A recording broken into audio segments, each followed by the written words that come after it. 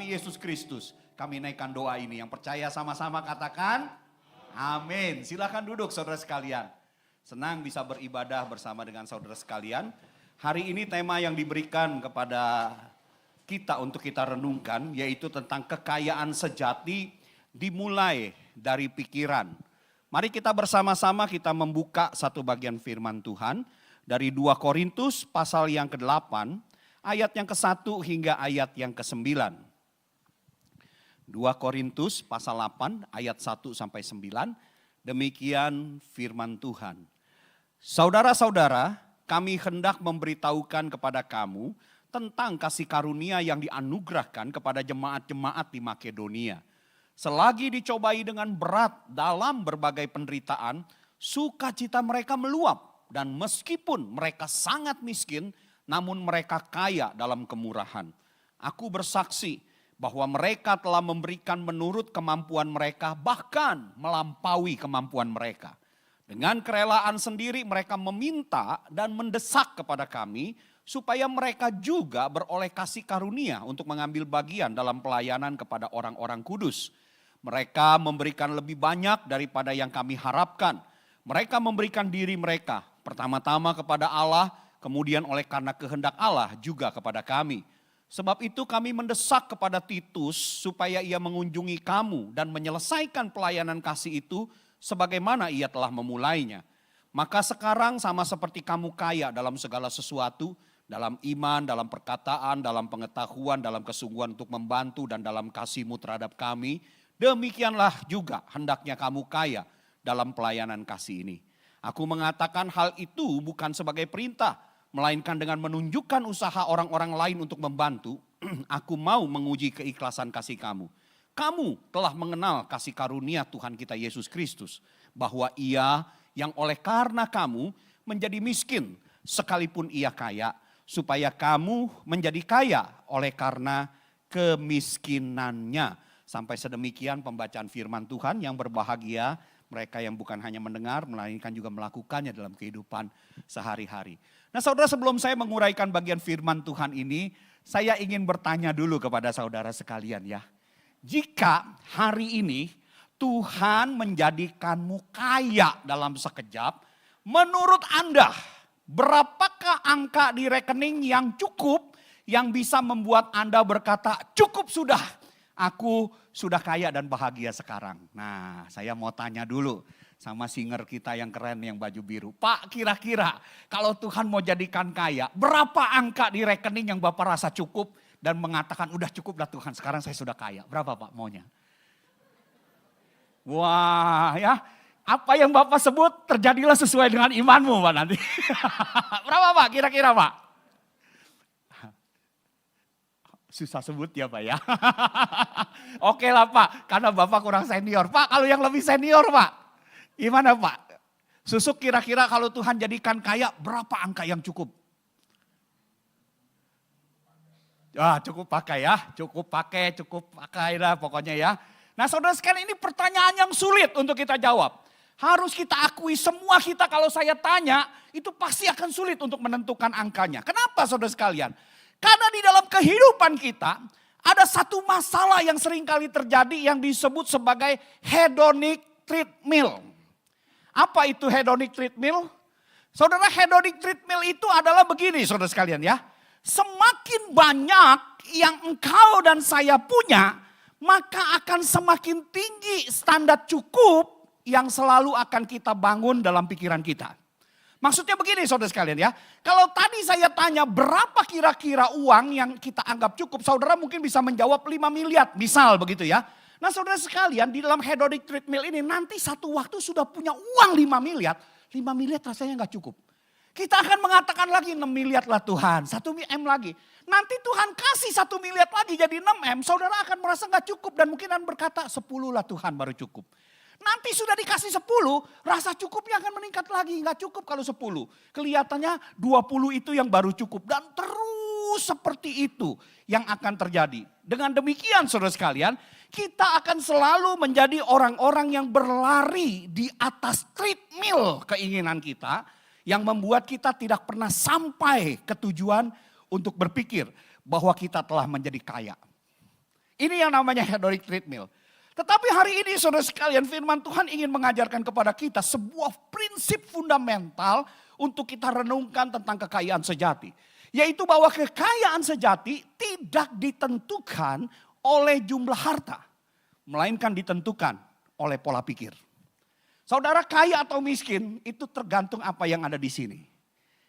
Maka bukan apa yang ada di dalam genggaman tangan saudara. Karena sesungguhnya saudara sekalian, pola pikir kita itu tentang siapa Allah, pola pikir itu tentang siapa diri kita, pola pikir kita tentang apa itu harta, itu akan menentukan kita ini hidup di dalam kemiskinan rohani atau justru kelimpahan surgawi. Nah, hari ini kita akan belajar dari jemaat Makedonia bahwa ternyata kemiskinan materi tidak bisa menghalangi seseorang untuk menjadi kaya jika pikirannya sudah diubahkan oleh Injil. Saudara, nats yang kita baca adalah salah satu bagian nasihat Rasul Paulus sebenarnya yang ditujukan kepada jemaat Korintus. Untuk apa?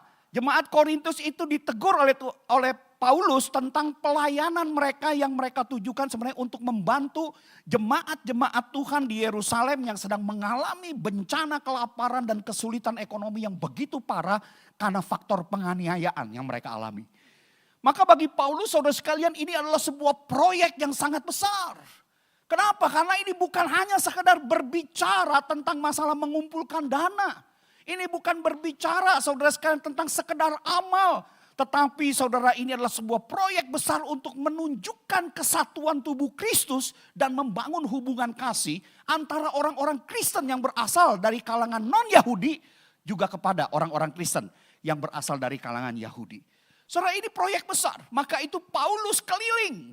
Dia pergi ke Galatia, pergi ke Makedonia, pergi ke Korintus yang sesungguhnya adalah jemaat-jemaat yang bukan berasal dari kalangan Yahudi. Untuk apa? Untuk supaya mereka mengumpulkan sebuah persembahan bagi jemaat Yahudi yang teraniaya, yang ada di Yerusalem dan di Yudea. Namun sayangnya saudara sekalian, seruan untuk mengumpulkan dana ini ada yang dilakukan oleh sebagian jemaat, ada yang masih ditunda-tunda. Nah, khususnya untuk jemaat yang ada di Korintus, mereka masih menunda pelayanan kasih yang dapat mereka lakukan itu. Padahal seruan pelayanan ini sudah diterima melalui Titus kepada jemaat Korintus ini sejak 1 tahun yang lalu. Tapi belum juga selesai, belum juga terejawanta. Nah, di dalam konteks inilah Paulus memberikan pelajaran teologis yang mendalam tentang hakikat kekayaan sejati itu seperti apa. Yang pertama saudara sekalian, berbicara tentang kekayaan sejati, maka saudara sekalian ukuran kekayaan sejati bukan ditentukan dari apa yang ada di tangan. Tetapi dari apa yang ada di dalam hati. Saudara perhatikan, ayat 1-2 Rasul Paulus mengatakan begini, saudara-saudara, kami hendak memberitahukan kepada kamu tentang kasih karunia yang dianugerahkan kepada jemaat-jemaat di Makedonia. Selagi dicobai dengan berat dalam berbagai penderitaan, sukacita mereka itu meluap. Dan meskipun mereka sangat miskin, namun mereka kaya dalam kemurahan. Saudara, kalau saudara memperhatikan apa yang dipaparkan Rasul Paulus ini, jemaat Makedonia adalah satu jemaat yang boleh saya katakan memiliki keadaan yang sangat kontras. Kontras sekali saudara sekalian. Kenapa saudara sekalian? Karena kalau saudara perhatikan dikatakan mereka ada di dalam berbagai penderitaan. Hidup mereka juga tidak gampang-gampang amat. Hidup mereka juga sama susahnya dengan seperti jemaat yang ada di Yerusalem. Namun di dalam penderitaan yang mereka alami, kesulitan yang mereka alami, dikatakan sukacita mereka meluap. Mereka ada dalam penderitaan, tapi ada sukacita yang meluap dalam hati mereka.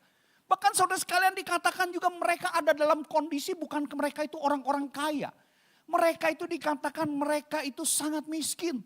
Dalam bahasa aslinya mereka itu melarat amat sangat. Itu kondisi ekonomi mereka.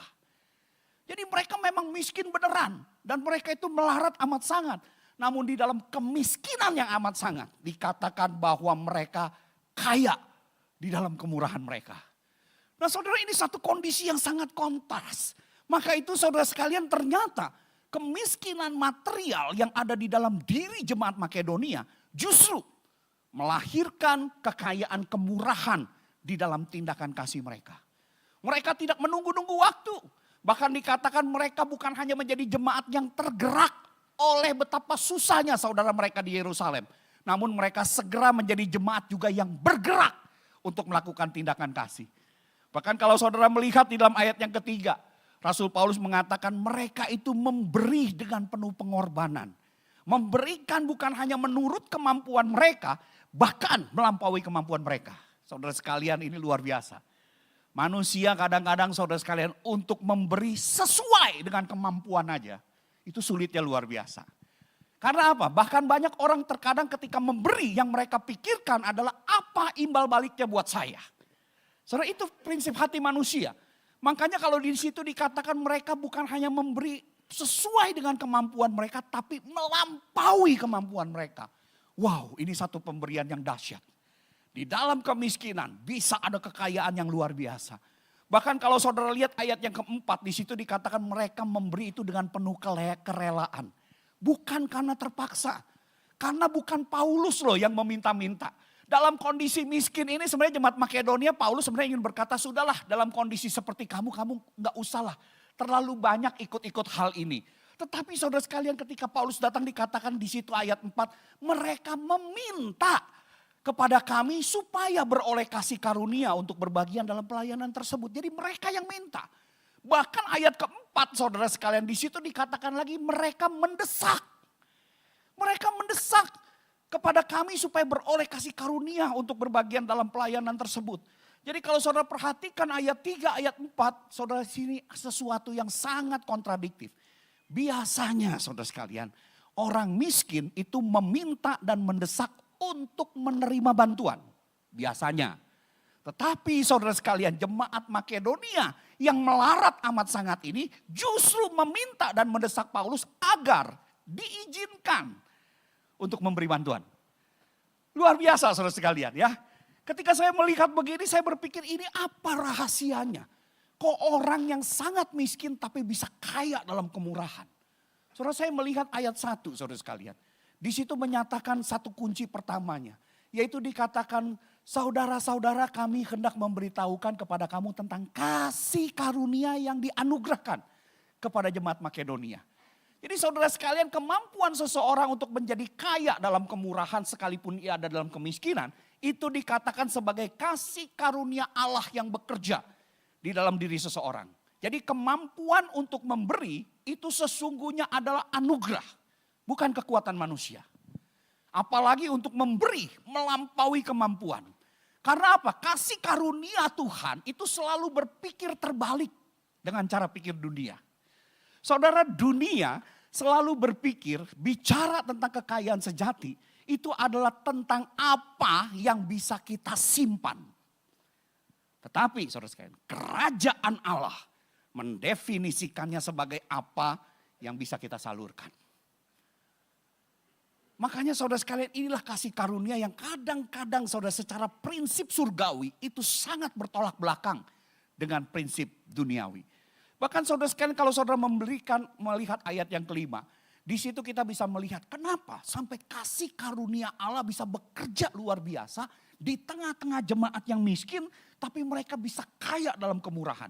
Ayat kelima memberikan jawaban kepada kita karena pertama mereka memberikan diri mereka pertama-tama kepada Allah. Kemudian oleh karena kehendak Allah juga kepada kami.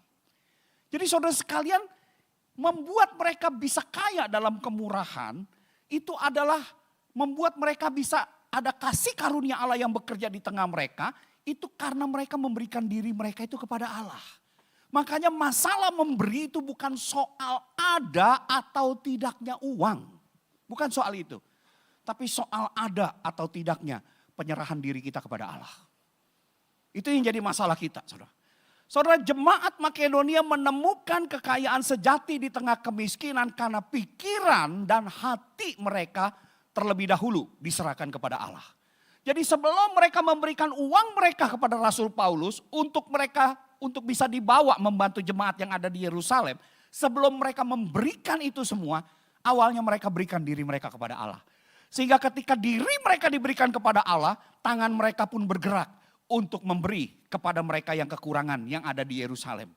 Jadi saudara sekalian, kita bisa melihat sebelum mereka berikan uang, mereka berikan diri kepada Allah. Dan saya percaya jika pikiran seseorang sudah diserahkan kepada Tuhan, maka dompetnya pasti mengikuti. Pasti saudara. Dan itu harus diukur. Sungguh enggak? Orang yang memberikan hatinya kepada Tuhan, pikirannya kepada Tuhan, dompetnya juga pasti akan menyertakan, diserahkan kepada Tuhan. Karena harus diakui saudara sekalian, bahwa hati manusia paling dekat dengan dompetnya daripada apapun juga di dunia ini. Itu hati manusia.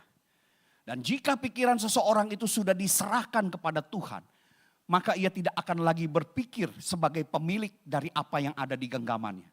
Tetapi dia akan berpikir bahwa dia hanyalah pengelola dari milik Tuhan yang dipercayakan kepada dirinya. Sehingga saudara sekalian, dia juga tidak akan lagi menjadi orang yang berpikir selalu apa yang bisa aku dapatkan dari Allah. Enggak. Yang dia pikirkan justru adalah apa yang bisa aku berikan untuk Tuhan. Itu orang yang sudah menyerahkan pikirannya ke dalam Tuhan. Nah saudara-saudara, disinilah sesungguhnya kekayaan sejati itu dimulai. Bukan tentangnya banyak harta saudara, tetapi apakah pikiran ini sudah diserahkan kepada Tuhan. Maka itu saya berani berkata saudara, kekayaan sejati tidak dimulai dari apa yang ada di tangan, tetapi dari pikiran yang diserahkan kepada Kristus. Hanya orang-orang seperti inilah yang dapat melihat adalah sebuah kesempatan untuk memberi jika Tuhan bukakan di hadapannya. Dan kesempatan itu sesungguhnya adalah sebuah kasih karunia untuk bisa mereka terlibat. Bukan sebagai beban. Tapi kalau orang yang pikirannya tidak diserahkan kepada Tuhan, waktu ada pengumuman di mana membutuhkan bantuan dan dia harus mengeluarkan uang, itu akan menjadi sebuah beban yang membebani. Tapi bagi orang yang pikirannya sudah diberikan kepada Tuhan, dia akan melihat ini kesempatan, kasih karunia yang Tuhan bukakan di depan matanya. Maka itu saudara sekalian, Martin Luther, seorang bapak reformasi gereja, itu pernah berkata dengan tegas saudara. Dan perkataan ini cukup keras begitu ya. Dia berkata begini saudara sekalian. Jika seseorang itu bertobat, maka hal pertama yang harus bertobat itu adalah dompetnya. Harus diakui saudara ya. Sebab hati kita itu paling terkait dengan dompet kita. Maka Tuhan Yesus pernah berkata apa? Di mana hartamu berada, di situ hatimu berada. Maka saya mau katakan kalau saudara Kristen yang sejati atau tidak, saudara tunjukkan sajalah kepada saya. Kemana uang saudara itu selalu berakhir. Karena kemana uang kita itu selalu berakhir, sesungguhnya kesanalah penyembahan kita itu mengalir. Kalau uang kita itu selalu berakhir yaitu hanya untuk kepentinganku, anak-anakku, keluargaku, omsetku, depositoku, sahamku. Wah, percayalah. Siapa yang jadi Tuhannya? Yesus? Bukan. Yang jadi Tuhannya adalah salah satu berhala yang paling kuat menjadi saingan Tuhan di hati manusia. Yaitu siapa? Si aku. Yang ingin selalu menjadi Tuhan atas diri sendiri dan dilayani sepuas-puasnya. Maka kemana uang kita mengalir? Ke situ penyembahan kita itu berakhir. Saudara sekalian, inilah kondisinya. Maka Martin Luther benar kalau dia katakan orang kalau bertobat, maka yang pertama-tama harus bertobat itu adalah dompetnya. Luther menyadari bahwa hati manusia cenderung mencintai uang lebih dari hal-hal lainnya di dunia ini. Karena uang bisa memberikan kenikmatan, kenyamanan, kekuasaan, pengaruh dan lain sebagainya. Maka jika seseorang yang mengatakan dirinya Kristen sudah bertobat, tapi dompetnya masih kikir, ada yang belum tuntas dengan pertobatannya. Saudara setuju gak perkataan Luther ini? Sampai dia mengatakan saudara sekalian, dengan tegas dia katakan begini, dalam kehidupan Kristen ada 3 pertobatan yang penting. Pertama, pertobatan hati. Yang kedua, pertobatan pikiran. Dan yang ketiga, pertobatan dompet. Saudara, kalau hari ini hidup kita ini berakhir, ya. Sekali lagi saudara ya, hidup kita ini berakhirnya tidak tergantung umur. Betul? Setuju enggak? Ya. Dan beda waktu antara hidup dan mati cuma 1 detik. Betul? Nah, saudara sekalian, andai kata hari ini kita Tuhan panggil. Kira-kira Tuhan akan menilai kita sebagai orang yang seperti apa? Oh, jangan sampai saudara sekalian, Tuhan temukan kita sebagai jemaat yang penuh berbagai kelancaran, namun kering dengan sukacita. Kita ditemukan oleh Tuhan sebagai jemaat yang sangat kaya dalam materi, namun miskin dalam kemurahan hati. Kita ditemukan Tuhan bukan menjadi jemaat yang berani memberi melampaui kemampuan, tetapi justru berani belanja melampaui kemampuan. Saudara, hati-hati dengan kondisi demikian. Jangan sampai kita ditemukan Tuhan seperti ini. Waktu kita ditemukan Tuhan sebagai orang yang sangat kaya dalam materi namun miskin dalam kemurahan hati. Hati-hati saudara. Akhirnya satu waktu kita akan menemukan diri kita di hadapan Tuhan kaya dalam anugerah Tuhan di muka bumi ini. Tapi sayangnya mati miskin dalam berkat Tuhan di dalam kekekalan. Karena apa? Karena segala sesuatu yang kita kumpulkan itu hanya untuk diri kita sendiri. Saudara, jangan sampai kita ditemukan seperti itu. Tapi jadilah jemaat yang seandainya sekalipun kita menderita dan miskin, tapi berhati kaya di dalam kemurahan. Seperti jemaat di Makedonia itu. Lalu bagaimana kalau ketika hari ini hidup saudara kaya raya? Hidup saudara dan saya itu lancar-lancar, berkat Tuhan yang luar biasa. Kita bukan hanya cukup makan, cukup pakai. Kita bisa segala-galanya. Tabungan kita banyak. Saudara, biarlah kalau kita diberkati Tuhan seperti itu, jiwa kita itu tetap berkobar bagi Tuhan.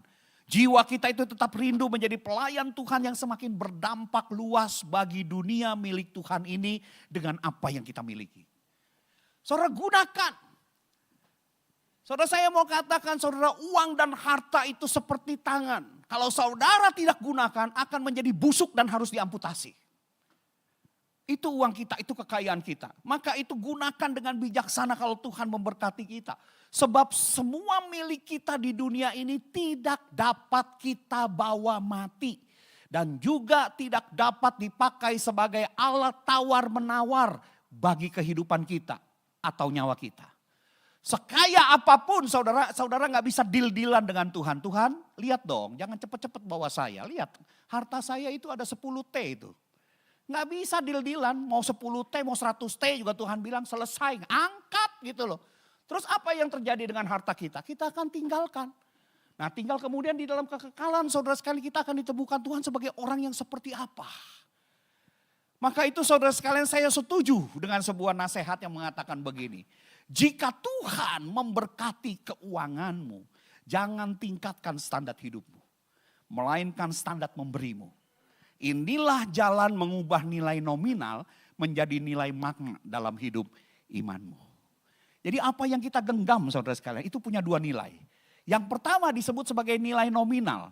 Nilai nominal itu adalah berapa miliar yang kau punyai, berapa triliun yang kau punyai, berapa juta yang kau punyai. Nah itu nilai nominal. Ada nominalnya.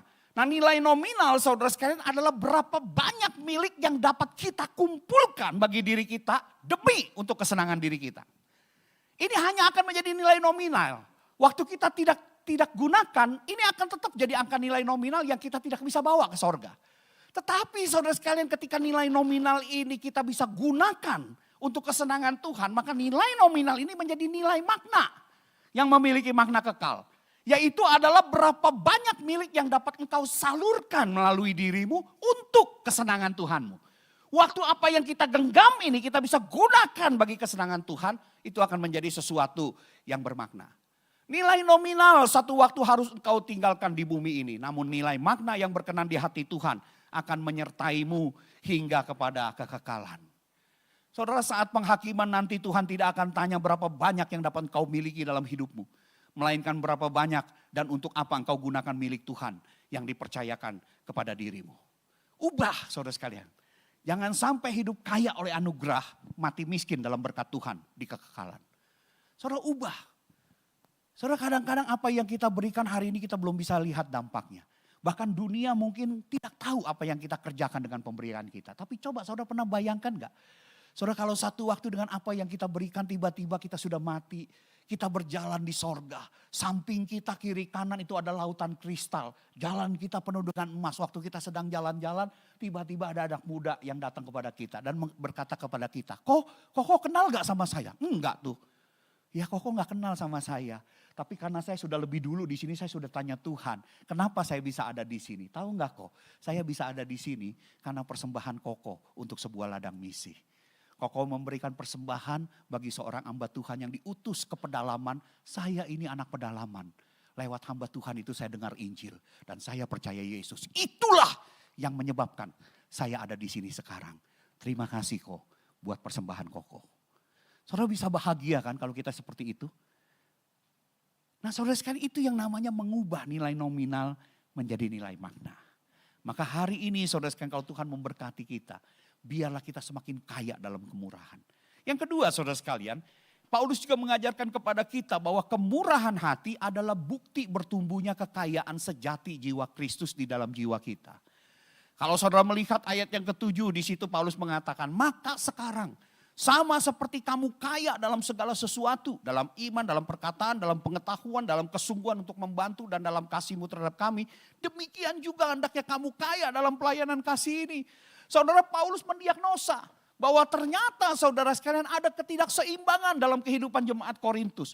Mereka adalah orang-orang yang kaya dalam hal-hal yang spektakuler, tetapi ternyata mereka ditemukan miskin di dalam hal memberi. Ia berkata seakan-akan begini, lihat loh hai orang-orang Korintus, bandingkan dirimu dengan jemaat Makedonia. Kalau engkau membandingkan dirimu dengan jemaat Makedonia, oh mereka itu gak ada apa-apanya. Kalian ini sebenarnya adalah orang yang kaya, yang sangat berbeda dengan mereka.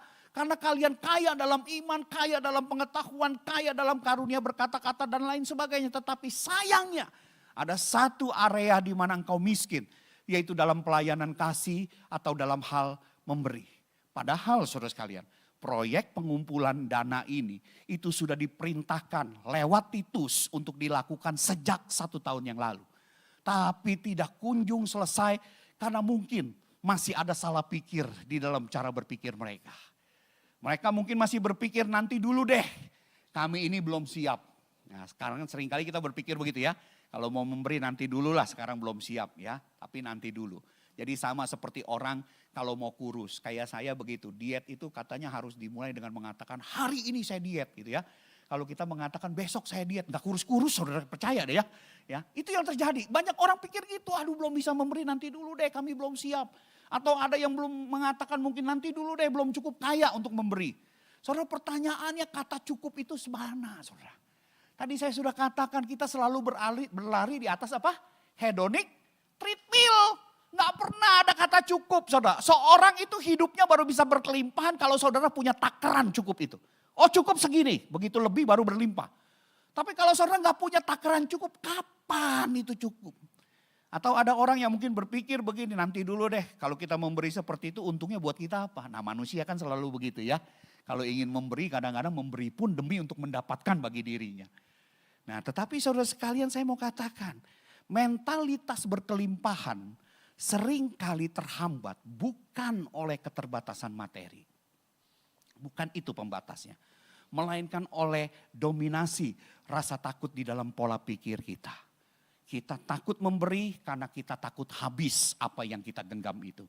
Kita takut memberi karena kita takut rugi kalau kita memberi. Kalau tidak ada untungnya buat kita, apa gunanya memberi. Nah hal ini seharusnya juga menjadi peringatan bagi kita yang mengaku diri kita itu sebagai orang Kristen.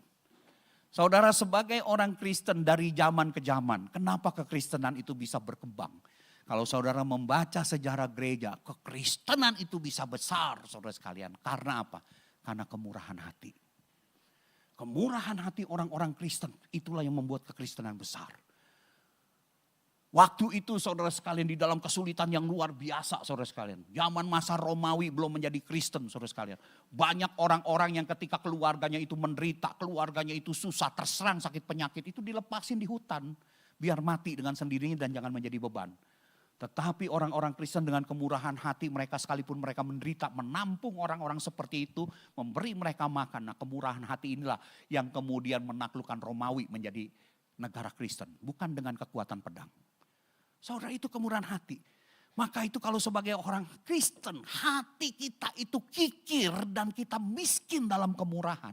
Maka pasti ada sesuatu yang salah secara fundamental dengan kekayaan rohani kita. Pasti ada yang salah. Karena apa saudara sekalian? Karena kekayaan sejati selalu terwujud dalam tindakan kemurahan hati yang mencerminkan karakter Kristus. Maka itu Paulus dengan terus terang berkata di dalam ayat yang ke-9. Dia berkata begini, karena kamu hai jemaat Korintus, kamu tuh sudah mengenal kasih karunia Tuhan kita Yesus Kristus. Iya Tuhan kita itu yang oleh karena kamu itu menjadi miskin sekalipun ia kaya. Supaya kamu menjadi kaya oleh karena kemiskinannya. Saudara, inilah Injil yang Paulus simpulkan di dalam pengajarannya ini. Dia ingin mengatakan, hai orang-orang Kristen, hai orang-orang Korintus, ingat baik-baik bahwa standar tertinggi dari kekayaan sejati sesungguhnya adalah tentang bagaimana engkau memiliki dan dimiliki oleh Yesus Kristus. Waktu engkau dimiliki oleh Yesus Kristus, engkau memiliki Yesus Kristus, sesungguhnya engkau sudah menjadi orang yang kaya di dalam Tuhan. Karena apa? Tuhanmu itu sekalipun ia kaya. Dikatakan Yesus itu adalah Yesus yang sangat kaya. Seperti apakah kekayaan Tuhan kita Yesus Kristus? Saudara, kalau saudara mau melihat kekayaan Tuhan Yesus Kristus, pernah Yesus di dalam doanya berkata kepada Bapa begini, dicatat dalam Yohanes 17 ayat 5. Dia mengatakan begini, maka sekarang ya Bapa, permuliakanlah aku pada sisimu sendiri dengan kemuliaan yang kumiliki di sisimu sebelum dunia ada. Jadi artinya saudara sekalian berbicara tentang kekayaan Kristus. Saudara, Kristus itu adalah pribadi yang memiliki kemuliaan kekal. Sebelum dunia ada, dia ada di sana. Bahkan boleh dikatakan ia terlibat di dalam penciptaan alam semesta ini. Ia disembah oleh para malaikat dan itulah kekayaan yang tidak terbandingkan yang Yesus miliki. Tetapi saudara sekalian di dalam kekayaan yang begitu mulia dikatakan ia rela menjadi miskin karena kita. Bukan sekedar miskin secara ekonomi lahir di kandang domba. Tapi kalau saudara membaca Filipi pasal 2 ayat 6 sampai 8. Di situ dikatakan dia miskin karena dia mengosongkan dirinya sekosong-kosongnya. Yang begitu kaya mulia luar biasanya mengosongkan diri sekosong-kosongnya. Dia lepaskan kemuliaan dirinya. Dia kekang keilahiannya. Dia katakan dia mengambil rupa sebagai seorang hamba. Dan sebagai hamba dikatakan dia taat mati di atas kayu salib bagi engkau dan saya. Disitulah Kristus menjadi miskin. Sehingga ia tidak punya apa-apa lagi. Bahkan di dalam pelayanan sebagai manusia dia mengatakan untuk meletakkan kepalanya pun anak manusia tidak punya tempat. Dan pada akhirnya saudara sekalian, ia kehilangan segala-galanya bahkan nyawanya di atas kayu salib. Dan puncak kemiskinannya adalah ketika di atas salib dia berkata, Allahku, Allahku, mengapa engkau meninggalkan aku? Saudara, dia dilucuti habis-habisan. Supaya lewat karya ini engkau diperkaya dengan kekayaan yang ada di dalam dirinya. Makanya dikatakan dia yang kaya rela menjadi miskin. Supaya kamu yang miskin menjadi kaya di dalam Kristus. Kekayaan seperti apa yang kita terima dalam karya Kristus itu? Oh, bukan kekayaan materi, saudara. Kekayaan yang kita terima adalah melalui kemiskinan Kristus kita diperkaya dengan pengampunan dosa. Saudara, orang-orang yang berdosa yang harusnya dihukum oleh Allah. Tetapi hutang dosa kita yang tidak terbayar itu dibayar lunas oleh darah Kristus di atas kayu salib. Kita beroleh yang namanya hak untuk menjadi anak-anak Allah. Kita orang-orang berdosa, saudara sekalian, musuh-musuh Allah. Dia angkat menjadi anak-anak Allah. Yang kemudian kita menerima hak waris kerajaan sorgawi. Saudara, kita ini manusia yang tidak sempurna, tapi kita diperkaya dengan kebenaran sejati Tuhan Yesus Kristus. Dalam mata Allah yang maha suci yang tidak bisa melihat dosa sekecil apapun. Dalam ketidaksempurnaan kebenaran kita. Bersyukur ada Kristus yang berdiri antara Allah Bapa yang suci dengan kita yang tidak sempurna ini. Dan Allah memandang kita itu benar. Bukan karena kita sempurna. Tapi karena kebenaran sejati yang diwariskan Kristus ke dalam diri kita. Kita diberikan karunia yang namanya kehidupan kekal. Kita memiliki pengharapan hidup yang kekal. Kita diberikan Roh Kudus yang menjadi jaminan bagi kita. Bahkan kemudian menjadi pembimbing, penuntun bagi kehidupan kita. Di dalam kita menjalani kehidupan di dunia ini. Saya mau tanya saudara. Sepanjang saudara belajar tentang agama-agama. Dewa mana yang bisa seperti Yesus? Enggak ada. Tuhan mana yang bisa seperti Yesus? Tidak ada. Saudara, para dewa, para Tuhan yang disembah oleh manusia sepanjang zaman senantiasa menjadi pribadi berkuasa yang menuntut para pengikutnya untuk memberi persembahan kepada dirinya. Tetapi saudara sekalian, dia yang maha kaya, pemilik langit dan bumi, turun menjadi miskin, rela mati bagi kita untuk memberikan persembahan diri sehabis-habisnya. Supaya bisa memberikan kekayaan kemuliaannya kepada dirimu dan saya. Saudara, maka saya mau katakan, di bawah kolong langit ini Tidak ada pribadi agung yang seperti Tuhan kita Yesus Kristus. Yang begitu berlimpah kekayaan kasih-Nya, kekayaan rahmat-Nya, kekayaan kebaikannya bagi umat-Nya, yaitu engkau dan saya. Amin. Beri kemuliaan bagi Tuhan kita. Saudara, ini Yesus yang kita miliki. Maka sekarang apapun keadaanmu, saudara, engkau sudah kaya di dalam Tuhanmu. Dan inilah kekayaan sejati. Kalau kita tahu bahwa kita sudah diperkaya secara tidak terbatas oleh pengorbanan Kristus, maka saudara sekalian, memberi bukanlah sebuah beban, melainkan sebuah kasih karunia. Sebuah kesempatan emas bagi kita, sebuah privilege bagi kita. Memberi bagi kita juga bukan lagi tentang hukum tabur tuai. Kalau aku menabur nanti akan menuai banyak. Kalau aku menabur 100.000 nanti Tuhan berkati 1 juta. Bukan seperti itu saudara sekalian. Mana yang namanya memberi bukan lagi tentang hukum tabur tuai yang transaksional seperti itu. Melainkan tentang respon syukur yang meluap. Tuhan sudah memberikan kekayaan rohani yang begitu berlimpah. Maka sekarang dengan apa yang aku miliki, apa yang bisa aku perbuat untuk membuat Tuhan tersenyum di sorga waktu Dia menilai kehidupanku. Nah maka itu saudara sekalian, pikiran yang telah melihat kemuliaan Kristus pasti akan selalu melahirkan tangan yang murah hati. Pasti. Karena itulah karakter Kristus. Kalau kita adalah pengikut Kristus yang sejati, maka pasti jiwa Kristus yang kaya dalam kemurahan itu juga bertumbuh di dalam jiwa kita. Dan kemudian terwujud di dalam tindakan kasih kita ketika kita menyatakan kasih kepada orang-orang yang ada di sekitar. Karena itu jiwa yang bertumbuh dalam diri kita. Dan inilah tanda sejati dari iman Kristen. Saudara, iman Kristen yang sejati bukan hanya berisi tentang pengakuan bahwa kita menyebut Yesus itu sebagai Tuhan. Tapi juga harus berisi tentang kelakuan yang serupa dengan karakternya.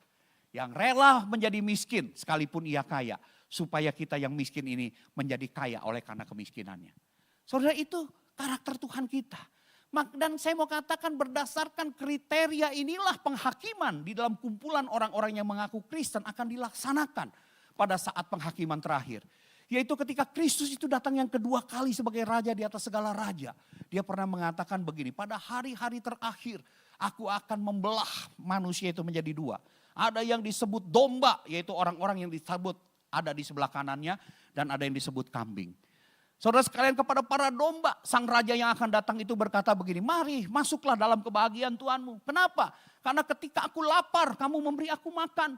Ketika aku haus kamu beri aku minum. Ketika aku telanjang kamu berikan aku pakaian. Ketika aku di penjara kamu membesuk aku. Lalu kemudian orang-orang benar itu, para domba itu berkata, Tuhan, kapan kami melihat Tuhan demikian? Saudara sekalian, orang-orang ini melakukan sebuah kebaikan yang dipuji oleh sang raja. Tapi mereka tidak sadar. Tidak sadar mereka melakukan suatu kebaikan. Artinya saudara sekalian, kebaikan yang mereka lakukan itu keluar dari sebuah aliran karakter dan kehidupan. Sehingga waktu mereka lakukan kebaikan bagi mereka itu biasa saja, begitu ya kan.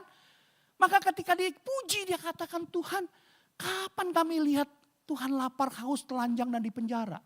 Kemudian sang raja itu berkata, ketika engkau memperlakukan semua itu bagi salah seorang saudaraku yang hina, kamu melakukannya untuk aku. Saudara lihat karakternya tuh. Serupa dengan karakter sang raja. Yang rela jadi miskin sekalipun ia kaya. Supaya kita yang miskin jadi kaya di dalam dia. Tetapi kepada para kambing saudara sekalian. Tuhan kemudian berkata, nyah dari hadapanku. Aku mengenal kamu. Mereka itu kemudian memanggil sang raja itu Tuhan juga loh. Pengakuannya juga Tuhan. Tuhan, kapan kami maksudnya tidak melihat engkau itu lapar, haus dan telanjang. Dan kemudian Tuhan itu bilang, waktu engkau tidak melakukan segala sesuatu bagi salah seorang saudaraku yang hina. Kamu tidak melakukannya untuk aku. Nyah dari hadapanku. Saudara, sama-sama menyebut Yesus itu sebagai Tuhan. Tapi yang satu, tidak ditemukan karakter kemurahan hati seperti karakter Kristus. Artinya secara pengakuan mereka mengaku dirinya Kristen.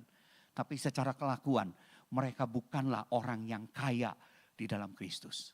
Karena karakter kemurahan hati itu tidak ditemui oleh sang raja itu. Maka itu saudara sekalian, mari kita lihat diri kita. Kekayaan sejati yang melahirkan tindakan kemurahan hati itu adalah wujud bertumbuhnya jiwa Kristus dalam jiwa umatnya. Dan itulah tanda sejati dari Kristen yang sejati. Kualitas jiwa yang penuh kemurahan seperti Kristus inilah yang seharusnya Tuhan temukan dan bertumbuh di dalam jiwa kita. Saudara, saya sangat terkesan ketika mempersiapkan khotbah ini baca kisah seorang bapak gereja. Namanya John Wesley. John Wesley ini adalah pendiri gerakan dari Metodis. Saudara, saya lihat dia punya sebuah prinsip keuangan yang sangat terkenal, yaitu dia berkata begini, dapatkan sebanyak mungkin, hemat sebanyak mungkin, berikan sebanyak mungkin. Itu prinsip keuangannya John Wesley. Saudara, ini satu prinsip yang luar biasa ya. Artinya saudara sekalian, Wesley sebagai bapak dari Metodis ini tidak melarang orang itu menjadi kaya. Jadi kaya itu bukan dosa saudara sekalian. Menjadi kaya tidak dosa. Tetapi yang dilarang oleh Wesley adalah jangan sampai orang kaya itu karena mereka itu ingin menyimpan kekayaan demi memberi makan keserakahan di dalam jiwa mereka.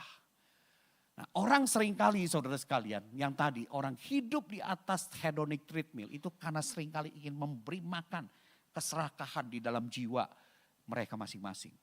Maka itu saudara sekalian hati-hati dengan hal ini. Uang itu sangat dekat dengan kehidupan iman. Karena manusia saudara sekalian di mana hartanya berada di situ hatinya berada. Dan Wesley saudara sekalian buktikan apa yang dia katakan ini. Akhir hidupnya meskipun John Wesley ini memiliki ribuan pound sterling. Menghasilkan ribuan pound sterling dari buku-bukunya. Ia mati hanya dengan meninggalkan beberapa koin karena semua telah disalurkan. Itu Wesley. Nah, hari ini saudara sekalian, sekian tahun kita telah menjadi pengikut Kristus. Pertanyaan bagi kita yang sangat penting, sudahkah jiwa yang penuh kemurahan seperti jiwa Kristus itu semakin muncul dalam hidup kita? Makin muncul gak? Mari kita uji hidup kita ini. Dalam hidup kita ini kita lebih penuh hasrat untuk memberi kepada sesama atau lebih penuh hasrat untuk menimbun kekayaan sebanyak-banyaknya demi ego pribadi. Coba mari kita uji. Saudara sekalian, saya sekarang itu sangat terkesan dengan anak-anak muda sekarang ya. Masih muda kadang-kadang itu punya potensi yang luar biasa ya. Masih muda sudah belajar yang namanya main saham gimana. Saya aja dulu-dulu tuh gak ngerti begitu ya. Tapi anak-anak sekarang itu dahsyat-dahsyat, luar biasa. Tetapi saudara sekalian hati-hati. Wesley mengatakan tidak salah jadi orang kaya, tapi jangan sampai untuk memelihara yang namanya keegoan diri sendiri. Yang agak sedikit saya takut adalah ketika saya tanya, kamu masih muda aja sudah seperti ini, goal hidup kamu itu apa ya? Dia katakan gini, iya Pak, kita harus cepat-cepat Pak supaya dengan main saham, dengan investasi, kalau bisa umur 40 tahun saya itu sudah financial freedom. Wah gitu ya. Udah gak usah cari duit yang ngejar saya Pak. Jadi tujuan saya 40 tahun financial freedom. Wah kalau bisa pensiun di usia 40 tahun. Hebat juga ya. Kita aja mikirin pensiun 60 tahun. Ini anak-anak muda 40 tahun. Terus saya tanya, kalau sudah 40 tahun dapat financial freedom, terus mau ngapain? Ya kalau sudah financial freedom mau apa lagi Pak? Santai-santailah. Hari ini kita ke Surabaya, besok ke Singapura, nanti santai lagi di Bali, di Ubud 1 minggu. Kita kipas-kipas aja tinggal liatin handphone begitu ya. Karena apa? Semua biaya hidup sudah terjadi. Dan saya tinggal bisa menikmati hidup. Nah saudara sekalian kalau saudara di posisi Tuhan, kasih potensi begitu besar sama anak-anak muda itu, Tuhan mungkin akan berkata, wah! Dikasih potensi sebegitu hebatnya cuman ingin hidup kayak begitu. Saudara ini yang takut. Karena ketika orang itu hidupnya hanya tertuju kepada sini. Si aku, demiku. Dia tidak akan peduli dengan sekitarnya. Ya, itu spirit itu yang saya takutkan saudara. Ya karena apa saudara sekalian? Karena orang Kristen saudara, kehidupan atau goal utama seorang Kristen sejati itu adalah menjadi saluran berkat Tuhan yang semakin berdampak. Bukan menjadi orang-orang yang bisa 40 tahun financial freedom dan berleha-leha. Bukan saudara, tapi jadilah semakin berdampak. Tidak salah kaya saudara sekalian. Tapi hati-hati dengan semangat di dalam memperoleh kekayaan itu. Mari kita uji. Kemurahan hati itu makin bertumbuh enggak? Saya sedih juga loh belakangan ini saudara ya. Belakangan ini saya lebih agak banyak khotbah-khotbah tentang persepuluhan di gereja-gereja. Termasuk di gereja-gereja karismatik, saudara sekalian ya. Saya kadang-kadang bingung saudara sekalian, di TikTok, di YouTube begitu ya. Itu gimana ya. Jadi orang Kristen sudah tahunan tetapi masih meributkan soal persepuluhan. Persepuluhan itu harus diberikan enggak? Sampai ada yang mengatakan memberi persepuluhan itu penyembahan berhala dan lain sebagainya. Memberi persepuluhan itu sebenarnya ditujukan untuk para imam, bukan para umat. Lah saya jadi bingung saudara sekalian ya. Hanya comot-comot seperti itu, tidak melihat teologi semuanya. Saudara sekalian, memberikan persepuluhan kalau di dalam teologi perjanjian baru itu baru standar minimum. Betul gak? Persembahan kita umat Tuhan perjanjian baru berapa persen buat Tuhan? Karena kamu telah mengenal kasih karunia Allah, maka persembahkanlah tubuhmu sebagai persembahan yang hidup, yang kudus dan yang berkenan kepada Allah. Itu adalah ibadahmu yang sejati. Artinya saudara sekalian, kalau saudara mempersembahkan tubuh saudara seluruh-luruhnya untuk Tuhan dengan apa yang saudara miliki, termasuk dompet saudara. Jadi saudara sekalian, persembahan bagi Tuhan itu 100%. Maka saudara sekalian memberi perpuluhan itu kalau masih diributkan, saya bingung saudara sekalian. Ini Kristen atau Kristen beneran? Saudara, memberikan persepuluhan kalau bagi saya memang bukan lagi ikatan Taurat. Tapi boleh menjadi satu standar yang minim bagi kita untuk disiplin rohani dalam hal memberi. Sebab apa? Ketika kita membawa persepuluhan kita, itu sekarang sebenarnya kita sedang belajar untuk menguji hati kita. Mengajar kita untuk secara disiplin memberi dari apa yang kita sisihkan buat Tuhan. Bukan apa yang kita sisakan buat Tuhan. Jangan sampai saudara sekalian, Tuhan kita yang sekalipun ia kaya rela menjadi miskin bagi kita. Waktu dia temukan kita, kita selalu hanya mampu memberi yang sisa-sisa buat Tuhan. Bukan yang kita sisihkan. Maka saudara sekalian, soal kekayaan malah memberi ini ujian penting bagi diri kita. Jangan sampai orang Kristen tahunan masih meributkan soal itu. Bahkan ada yang masih tanya begini, Pak, kalau saya sudah memberikan persembahan persepuluhan, waktu gereja itu ada program diakonia, bencana alam, membantu ladang misi, masih harus gak saya memberikan persembahan lagi? Ya Tuhanku, ya Allahku, katanya semuanya adalah miliknya Tuhan, masih tanya seperti itu. Saudara, saya mau katakan orang Kristen yang memiliki jiwa Kristus, yang memiliki pikiran Kristus di dalam pikirannya, dia tidak akan pernah bertanya apakah saya harus memberi persembahan. Enggak. Yang dia akan tanya dalam hatinya adalah berapa banyak milik Tuhan yang berani saya pakai untuk kesenangan diri saya. Berapa banyak? Saudara, ini menjadi ujian bagi kita. Maaf kalau hari ini kita mendengar khotbah yang cukup keras karena berkaitan dengan dompet kita. Hari ini kalau Tuhan temukan kita, biarlah kita menjadi orang Kristen yang senantiasa memiliki kekayaan sejati. Yang selalu melahirkan tindakan kemurahan kasih sesuai dengan kemampuan kita. Ketika kita melihat pekerjaan Tuhan yang harus didukung dan orang yang berkesusahan di hadapan kita. Di lingkaran pengaruh kita, saudara, banyak terkadang orang yang membutuhkan. Saudara, Tuhan berkati, kadang-kadang salah satu anggota besar keluarga saudara mengalami kekurangan. Punya gak kepedulian terhadap mereka? Yang masih punya ikatan darah loh walaupun jauh dengan saudara. Apalagi kalau benar-benar ikatannya dekat, adik saudara, kakak saudara. Masih punya gak hati yang seperti itu? Saudara, saya percaya orang yang dipenuhi kemurahan kasih Kristus semakin mudah dan cepat bergerak untuk menolong mereka. Dan betapa senangnya hati Tuhan jika Kristus menemukan kualitas jiwa yang penuh kemurahan seperti dirinya makin bertumbuh dalam jiwamu dan jiwaku sebagai umat tebusannya. Saudara, hari ini dunia memborbardir kita dengan pikiran dan kebohongan yang berkata kekayaanmu adalah tentang sebanyak apa yang kamu miliki dan kumpulkan. Tapi hari ini firman Tuhan mengajarkan kepada kita, kekayaan sejati dimulai dari pikiran yang telah diubahkan oleh Injil. Yaitu pikiran yang dipenuhi oleh kekayaan kasih karunia Kristus. Waktu pikiran kita dipenuhi oleh kekayaan kasih karunia Kristus, tangan itu akan menjadi tangan yang murah hati. Dan waktu kita memberi bukan karena terpaksa, tapi karena luapan sukacita. Bukan lagi karena hukum tabur tuai yang transaksional, tetapi tentang respon syukur yang meluap. Dan itulah kekayaan sejati seorang Kristen. Kalau hari ini engkau merasa dirimu miskin, kecil, tidak berarti, saya mau katakan lihatlah salib Kristus. Di sanalah putra Allah yang kaya dalam segala kemuliaan sudah rela menjadi miskin supaya engkau diperkaya di dalam Dia. Kita ini ahli waris kerajaan Allah yang kaya raya oleh kasih karunia Kristus. Maka itu pulanglah dari ibadah ini dengan pikiran yang diperbaharui. Jangan lagi berpikir sebagai peminta-minta berkat, tetapi sebagai pengelola harta Tuhan yang dipanggil untuk memberkati dunia. Tuhan memberkati kita, mari kita tundukkan kepala, kita ambil waktu sejenak untuk berdoa. Tuhan Yesus, kami berterima kasih untuk kasih karunia-Mu yang tidak terduga itu. Engkau yang kaya telah menjadi miskin karena kami, supaya kami yang miskin menjadi kaya oleh karena kemiskinan-Mu. Perbaharuilah pikiran kami setiap hari oleh firman-Mu, dan ajarlah kami untuk pertama-tama memberikan diri kami kepadamu, sehingga dengan sukacita kami dapat memberikan apa yang kami miliki untuk kemuliaan-Mu dan untuk menjadi berkat bagi sesama kami.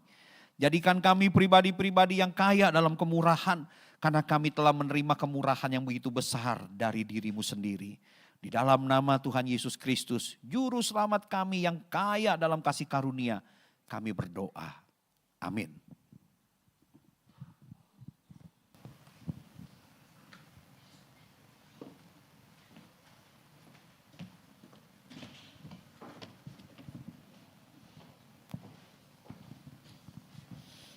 Terima kasih untuk pemberitaan firman Tuhan yang telah disampaikan.